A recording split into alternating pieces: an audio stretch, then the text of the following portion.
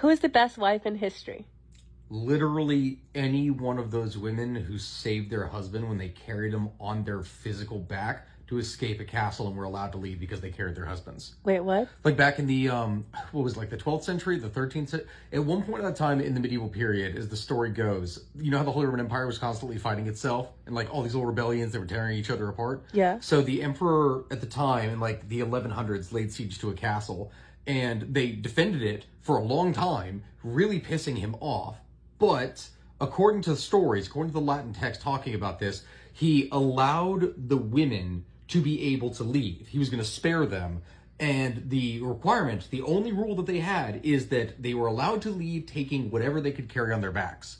So apparently all the wives of like the lords, local garrison soldiers, everything, like the people of the city, the wives left the city carrying their husbands on their back. And by virtue of this, they were allowed to live. Because apparently, like, the advisors of the king got all pissed, like, oh, you're not supposed to do that, we need to kill him anyway. And the king was so amused by this, the emperor was just so beside himself, that he's like, you know what? That's hilarious.